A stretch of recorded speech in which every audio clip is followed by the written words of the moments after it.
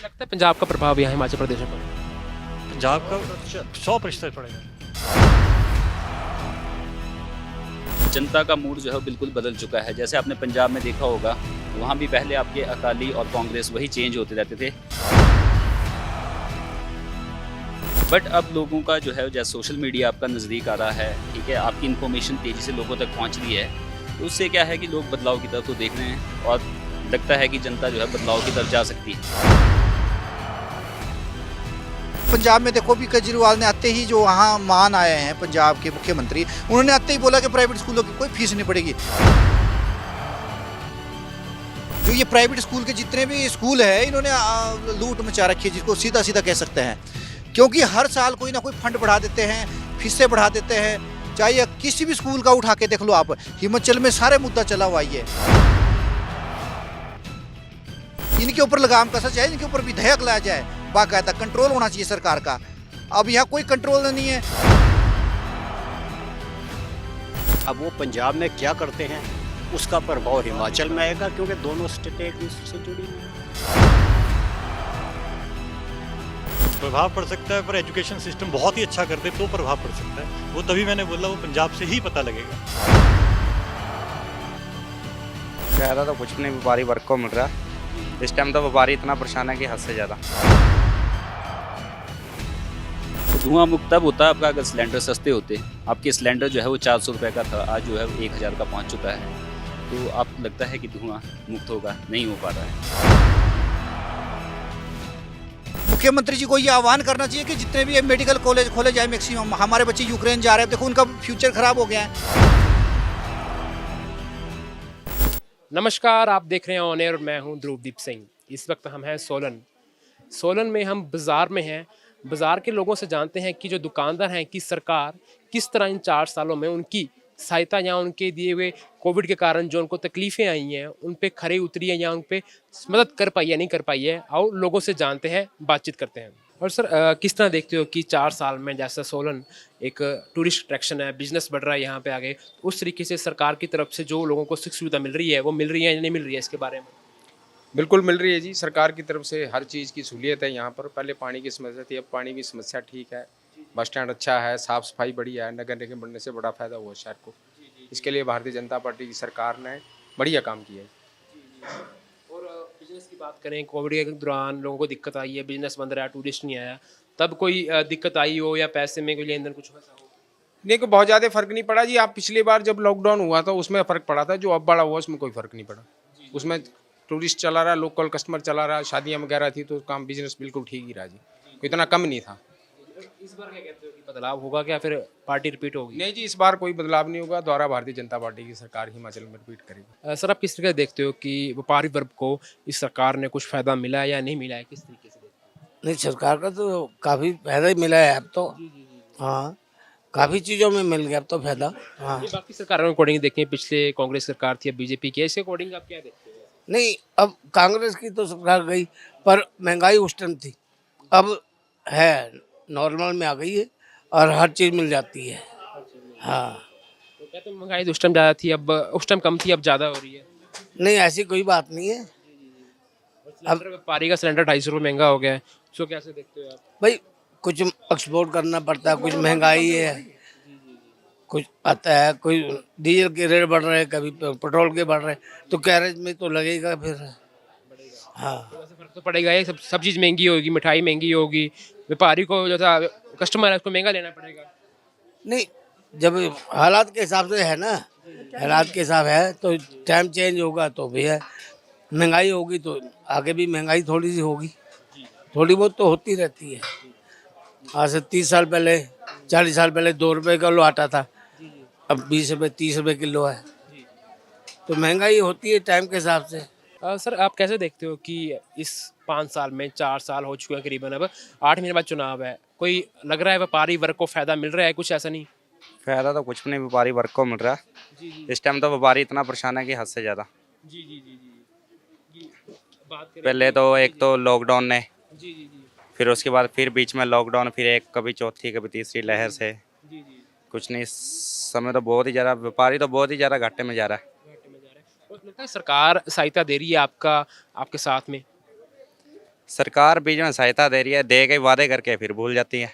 जी जी जी सरकार को यही मकसद रहा है कि कभी वादे करो फिर भूल जाओ, वादे करो फिर भूल जाओ। इस पर क्या लगता है कि जैसे हम कभी कांग्रेस बीजेपी ऐसा चलता रहता है हिमाचल में, इस बार लगता है कि बदलाव आएगा, व्यापारी वर्ग साथ देगा बदलाव का, आम आदमी पार्टी नहीं आ रही है? देखो जी, अब क्या बन सकता है। अब तो हर एक इंसान की अपनी अपनी अलग अलग सोच है, किसको देना है किसको नहीं, इस वजह से है।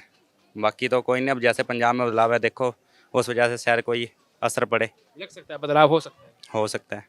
सर, अब कैसे लगता है कि अब 4 साल करीबन हो चुके हैं बीजेपी पार्टी को, लग रहा है कोई बदलाव जिस आधार पे बीजेपी ने आई थी सत्ता में वो हो रहा है या नहीं हो रहा है, लगता है व्यापारी वर्ग के लिए? देखिए ऐसा है जी, ओवरऑल तो भाजपा ठीक ही काम कर रही है, ऐसा कुछ नहीं है। जी ठीक है ना जी। जी और अगर बदलाव आता है तो वो पब्लिक का है, पब्लिक किधर को बदलती है इसके बारे में तो कुछ नहीं कहा जा सकता। जी जी जी ठीक है ना जी। जी बाकी जो जनरल शर्तें बीजेपी ने की थी, मैं तो समझता हूँ बेहतर ही काम कर रही है। जी जी जी सेंटर में भी अच्छा काम है, जी स्टेट में भी ठीक है। जी गरीब स्टेट है, सेंटर के ही भरोसे पे चलती है, वो लगभग ठीक ही चल रही है। जी जी जी जी। ऐसा लगता है कि पहले कांग्रेस बीजेपी काफी टाइम से ऐसा चल रहा है, लगता है इस बार बदलाव होगा क्या, सत्ताधार की पार्टी वापस रिपीट करेगी? देखो जी, इस बारे में तो कुछ नहीं कहा जा सकता। ये राजनीति है, हर व्यक्ति का अपना अपना विचार, अपना अपना तरीका है। कौन बदलाव चाहता है, कौन नहीं चाहता है, इसके बारे में तो कुछ नहीं कहा जा सकता। एक नई पार्टी आम आदमी पार्टी एंट्री कर रही है हिमाचल प्रदेश में, लगता है कि हिमाचल के लोग उनको स्वागत करेंगे, मौका देंगे? देखो जी, जो लोग चेंज चाहते हैं वो तो समर्थन देंगे, जी जी जी और जो लोग इसी में सेटिस्फाई हैं जी वो इसी के साथ चलेंगे। और जो ज़रूरतों की बात करें, जो पानी, बिजली और एजुकेशन, ये हर किसी की होगी, ज़रूरतें हैं शुरुआत की, ये पूरी हो रही है, नहीं हो रही है हेल्थ को लेकर? देखो जी, बिजली पानी, बिजली ये तो चल ही रहा है, चलता ही रहेगा। जी जी पर एक जर्नल सी बात है, कोई भी सरकार आकर के ये कहती है बिजली पानी और हम ये फ्री कर देते हैं, जी ठीक है वो अच्छी बात है, लेकिन है तो वो सरकारी खजाने पर ही बोझ, और वो बोझ आम आदमी पे ही पड़ता है। कान ही पकड़ना है, चाहे यूं पकड़ लो चाहे यूं पकड़ लो, पकड़ना तो कान ही है। जी जी जी सरकार अपने घर से तो कुछ नहीं लाएगी, जी, लोगों से जी लोगों से ही लेगी, जी तो उसका कहीं ना कहीं तो प्रभाव पड़ेगा। जी टैक्स बढ़ेगा या कुछ और हो सकता है, जी जी ये तो एक पॉसिबल सी बात है। जी ठीक है ना जी। तो मैं तो समझता हूँ बिजली पानी और ये कह करके वोट ले करके सरकार चलाना कोई बहुत अच्छी बात नहीं है। धन्यवाद। और सर, आप कैसे देखते हो कि आने वाले समय में जो वादे करे थे बीजेपी पार्टी ने, वो किस हद तक पूरे हुए हैं या नहीं हुए हैं बदलाव का? बदलाव तो वही कहूँगा, जैसे मेरे पिताश्री ने कहा, बदलाव तो जनता ही बताएगी। अब बाकी पंजाब में आई है, जैसा आपने आपके लिए पूछा, पंजाब में कैसा काम करती है, क्योंकि वो भी कल्टीवेशन लैंड है, वहाँ भी, यहाँ भी कल्टीवेशन लैंड है, और वहाँ का क्या प्रभाव पड़ता है उसी के बाद पता लगेगा वो यहाँ पे कैसे करेगी। मुझे लगता है पंजाब का प्रभाव यहाँ हिमाचल प्रदेश में पड़ेगा। पंजाब का 100% 100% पड़ेगा। 100% जी जी जो कुछ पंजाब में होगा उसका प्रभाव हिमाचल में पड़ेगा, 100% पड़ेगा। पंजाब में भी आई है, वो दिल्ली पैटर्न को लेकर के चले हैं। जी जी अब दिल्ली पैटर्न पंजाब में सक्सेसफुल होता है कि नहीं, वो समय बताएगा। अब वो पंजाब में क्या करते हैं उसका प्रभाव हिमाचल में आएगा, क्योंकि दोनों स्टेटें एक दूसरे से जुड़ी हुई हैं। दोनों इरिगेशन पे ही डिपेंड करते हैं, मैक्सिमम इरिगेशन कल्टीवेशन पे डिपेंड करते हैं।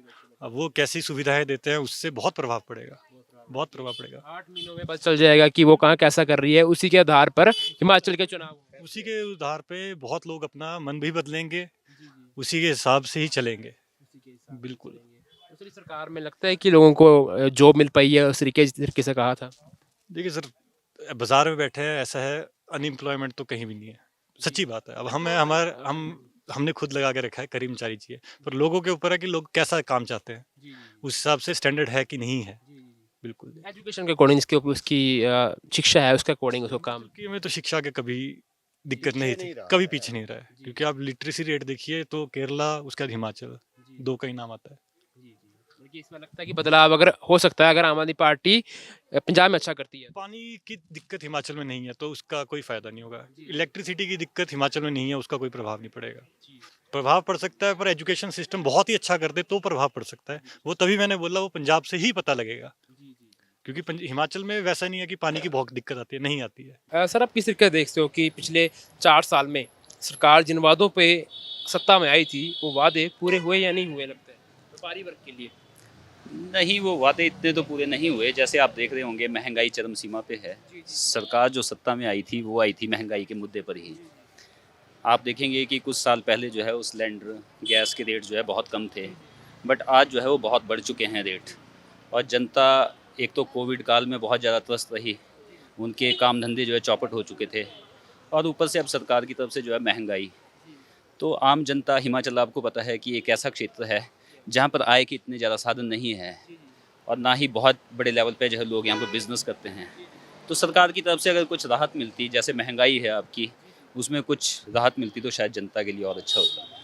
अगर बात करें वादों की, अब 60 यूनिट करी है, माफ़ करी है, और उसके अलावा बात करें मुक्त करने की, इसको धुआं मुक्त करने की, हिमाचल प्रदेश को बात कर चुकी है, हो चुका है, ऐसा कह रही है सरकार। रियलिटी में लगता है ऐसे? नहीं, मुझे ऐसा नहीं लगता है। ठीक है, बिजली की अगर बात करें, आपके पंजाब दिल्ली के मुकाबले हिमाचल में पहले ही बिजली सस्ती है, और यहाँ पर मुझे नहीं लगता कि बिजली पहले कोई ज़्यादा महंगी है। सिर्फ कमर्शियल एरियाज़ जो हैं, आपकी जो इंडस्ट्रियल एरियाज़ हैं, वहाँ पर आपकी बिजली महंगी है। जो ग्रामीण क्षेत्र हैं या फिर आपके छोटे क्षेत्र हैं, वहाँ पर बिजली पहले ही सस्ती है। तो बिजली सस्ती ना करके जो और चीज़ें हैं, जैसे हम धुआं मुक्त करने के लिए कह रहे हैं, तो धुआं मुक्त तब होता आपका अगर सिलेंडर सस्ते होते। आपके सिलेंडर जो है वो 400 रुपये का था, आज जो है 1000 का पहुँच चुका है। तो आपको लगता है कि धुआं मुक्त होगा? नहीं हो पा रहा है। दूसरे आप अगर देखेंगे, हमारे यहाँ पर जो है हिमाचल में पहाड़ों को काट दिया गया है, सड़कें बन रही हैं बेतरतीब, आपके दुनिया भर के पेड़ काटे जा रहे हैं, तो उससे ट्रैफिक आपका बढ़ा है, और जितना आपका ट्रैफिक बढ़ेगा उससे पॉल्यूशन कैसे कम होगा? ये तो एक नेचुरल चीज़ है। तो मुझे नहीं लगता कि धुआं मुक्त जो है वो हिमाचल हुआ है।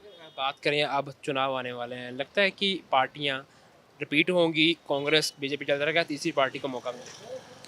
देखिए, जनता हमेशा ही हिमाचल में एक सिनेरियो रहा है कि आपकी पहले बीजेपी 5 साल, फिर कांग्रेस, मतलब बदलाव करती रही है जनता।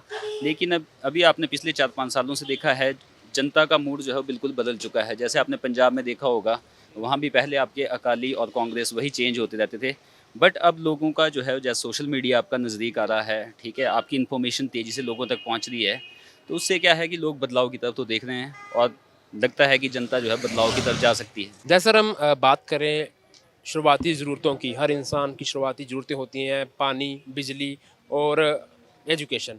ये आपको 4 साल में लग रहा है कि लोगों को प्रॉपर मिली है, नहीं मिली है?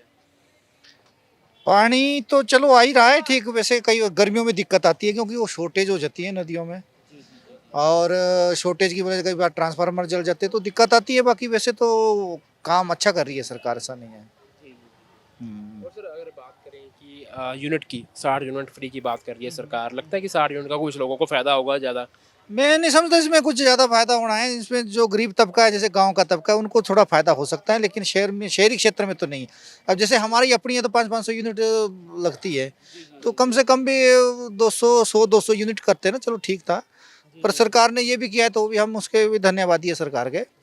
और जहाँ तक एजुकेशन की बात कर रहे हैं आप, एजुकेशन के ऊपर क्या है कि एजुकेशन के ऊपर मेनली जो है इनको विधेयक लाना चाहिए। यहाँ जो ये प्राइवेट स्कूल के जितने भी स्कूल है, इन्होंने लूट मचा रखी है, जिसको सीधा सीधा कह सकते हैं।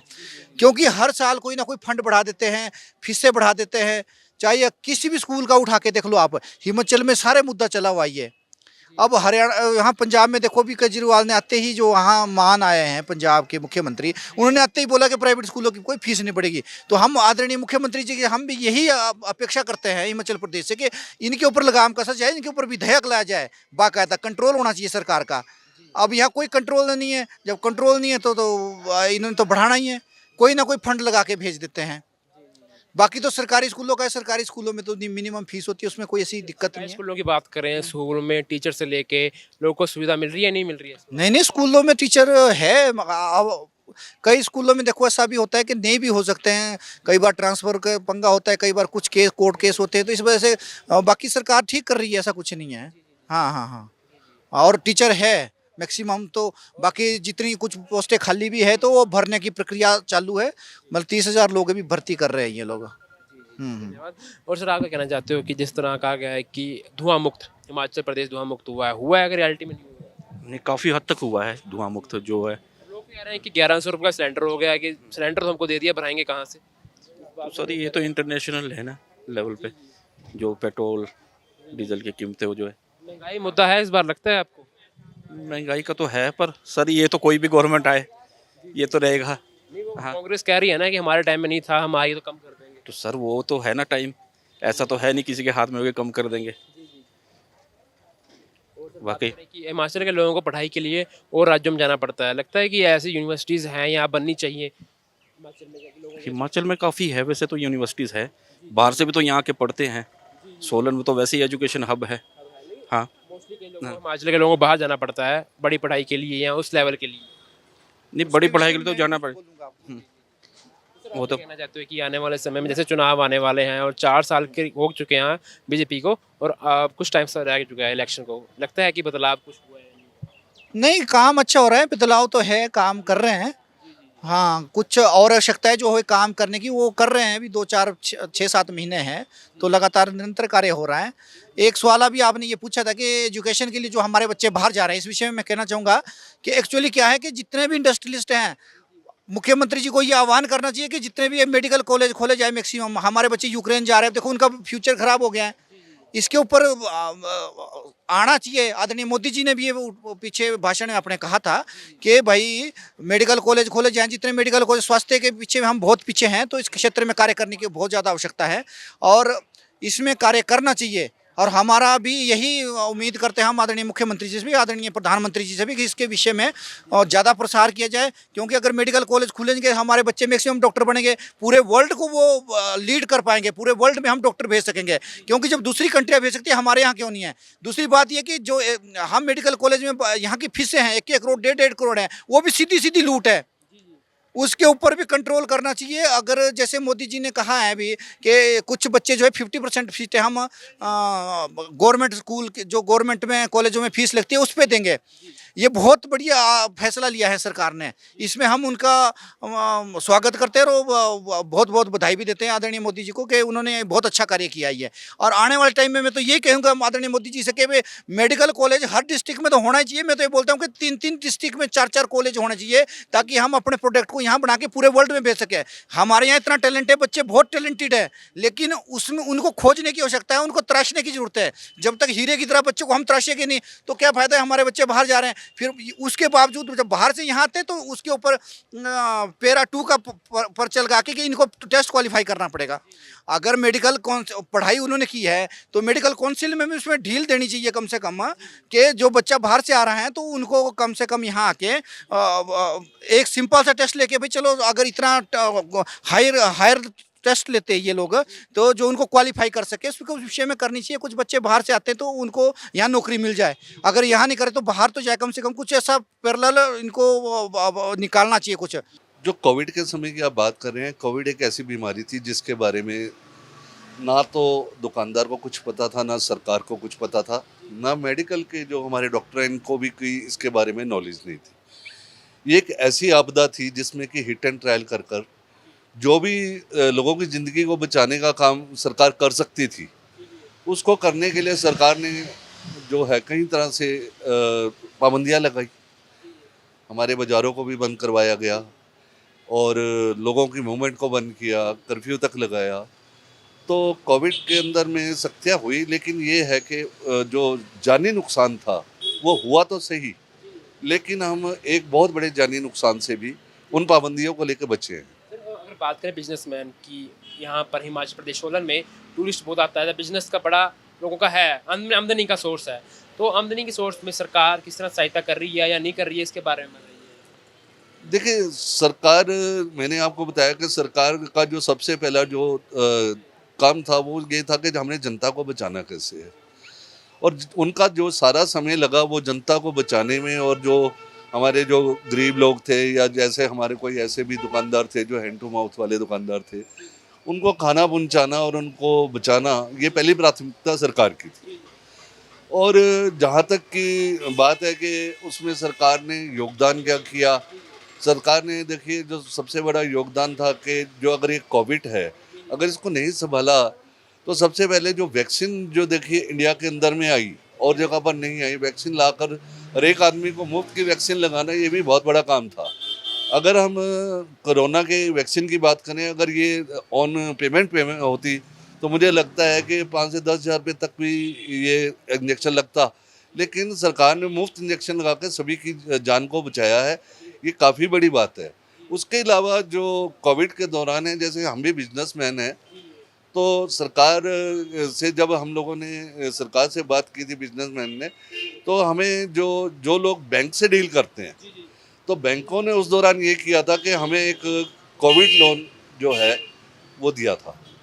कोविड लोन का जो रेट था वो बहुत कम था, वो तकरीबन 6 से 6.5% था, और उसके अंदर ये था कि जो लोन है वो हमें वापस नहीं करना था, सिर्फ उसका इंटरेस्ट जो है वही पे करना था। तो कि जो अमाउंट हम लोगों को मिला, जिस तरह से जिनका बैंक में डीलिंग थी या लिमिट्स थी, उनको एक हैंडसम अमाउंट मिल गया कि अपनी टर्नओवर को चलाने के लिए। अदरवाइज ऐसा तो मैं मानता हूँ कि व्यापारी का लॉस हुआ है और बहुत ज़्यादा लॉस हुआ है। अब 2 साल जो पिछले गए हैं उसमें काफ़ी ज़्यादा नुकसान हुआ। पहले लॉकडाउन में बहुत ज़्यादा हुआ, दूसरे में सरकार ने मूवमेंट को चालू रखा तो थोड़ा कम हुआ, लेकिन अब जो समय है वो बदल रहा है और सब कुछ खुल रहा है। जैसे डीएमएफ भी ख़त्म हो रहा है अब हमारे यहाँ से, तो हमें लगता है कि अब जो बिजनेस है वो आगे हमारा अच्छा बिजनेस चले। ये आपने देखा कि जिस तरह से हमने सोलन के लोगों से बात करी, दुकानदारों से बात करी, उनका कहना था कि सरकार सुविधा तो दे रही है पर प्रॉपर उस तरीके से लोगों को बेनिफिट नहीं मिल रहा। हर किसी का अलग मत था, किसी ने किस साइड का लाया, किसी ने किस साइड का लिया है, वो लोगों की आम राय है। अब देखना होगा कि कुछ साल में 8 महीने में जब चुनाव आएंगे लोग किस पार्टी को पसंद करेंगे, वो तो वक्त बताएगा। कैमरा पर्सन के साथ ऑन एयर ध्रुवदीप सिंह, सोलन।